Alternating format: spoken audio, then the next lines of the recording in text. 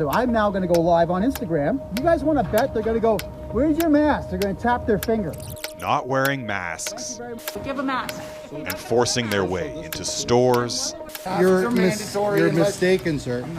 Even hospitals. But you're making me wear a mask, otherwise you're going to deny me service. Fake news. This is the world's biggest fraud. Canadian COVID deniers and those opposed to public health measures who rail against the science and health warnings are seen as a fringe movement, a loud minority. But health workers warn their growing tentacles are now reaching into the homes of ordinary Canadians and threatening to undermine our pandemic response. It's frightening. It's absolutely frightening. Deep breath in. Dr. Joy Hatley is a family physician in Kingston, Ontario. Over 3 decades working in the operating and emergency rooms, she's developed a steady hand and is no stranger to confronting medical misinformation. But in all her years, she's never faced anything like this. A parallel pandemic of disinformation, COVID-19 conspiracies. Hatley and her colleagues now regularly see patients who believe the virus is a hoax. It's now affecting my ability to care for my patients because there's a trust factor and there's an uncertainty on their part. And they're not sure whether or not they actually should be complying with public health measures. Freedom! Freedom! It's a topic of conversation at most dinner tables. Including her own. Hatley started hearing these pandemic conspiracy theories from members of her own family. They are all very intelligent people. They are all very learned people. They have many university degrees. And yet my family members in the early days of the pandemic were sending me things that were 100% conspiracy theory. Including her father, sharing videos like this one. It's about creating fear so that people will not ask any questions. Containing widely debunked claims that the COVID-19 test is fake and that Bill Gates is secretly inserting trackable microchips into the vaccines. So I went back to my dad and I said, Dad, I'm starting to worry about you. Like, that's just nuts. And he goes, well, you never know. Like, a lot of things have happened in my lifespan I could never have imagined when I was a child. So I said to Dad, the first thing you need to do, Dad, when one of your friends sends you one of these things is look at where it's from. But when Hatley searched for the video's source, she was overwhelmed by the sheer number of sites and social media accounts spreading the claims. Yeah, everyone's confused. This is huge. You know, and if they hear a strong voice, they tend to latch onto it and then follow it right down a rabbit hole. Hatley is also the district chair of the Ontario Medical Association. The OMA just commissioned a study to see how widespread these conspiracies have become. They found 105,000 Ontarians discussing the pandemic as a hoax, with about 3/4 spreading misinformation. And that's confusing for the population. And then you add to that the fact that we really haven't had a strong individual in Canada to provide information to Canadian citizens with a single voice. They've been hearing from voices all over the place. People are afraid, and there's a continuous sense of disaster. University of Waterloo professor Carmen Celestini is an expert in conspiracies and says the pandemic has produced a plethora of different theories, which tend to follow a similar theme. They believe that using the laws around COVID and isolation and keeping us home is the catalyst to a cabal starting a new world order. While the stories might sound silly, Celestini says their membership is growing exponentially. The pandemic has produced a perfect storm of fear, frustration, and isolation, with more time spent online. It's not people who are uneducated or people who are, on the lowest end of the socioeconomic tiers.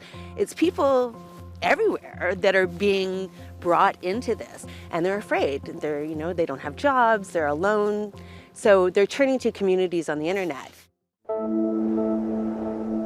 Susan says she's witnessed that transformation up close. She asked us not to reveal her identity because she lives at home with her mother, afraid she could be kicked out for speaking up.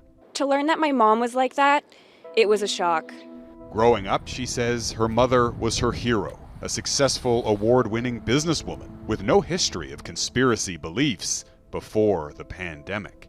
She was very mad. She's someone who was really social, so the idea of social distancing and not seeing people, it was making her suffer. Susan says her mother, who never used computers before the pandemic, started spending a lot of time online and came across an open letter written by a controversial Catholic archbishop claiming COVID-19 was a global conspiracy against God and humanity. She told me, "We're in World War III. People are suffering for nothing." That's when really things started to get really, really crazy. She says her mother started attending protests, claiming the pandemic was a hoax and refusing to stay home or wear a mask. When Susan tried challenging those beliefs, she says her mother threatened to kick her out of the house. There was no more relationship at that point. At the end of the conversation, I told her that I missed her, What do you mean by that? that she isn't the same person. It's like someone else was in the house who looked like my mom and sounded like her, but it's not the person I remember. Do you feel like you've lost some piece of her? Yeah, she's gone.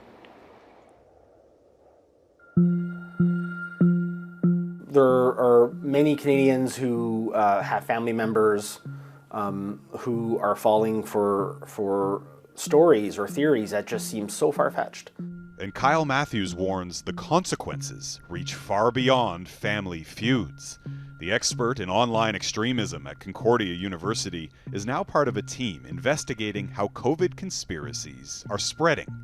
He says the disinformation superspreaders include an eclectic mix of anti-vaxxer, anti-immigrant, and far-right hate groups.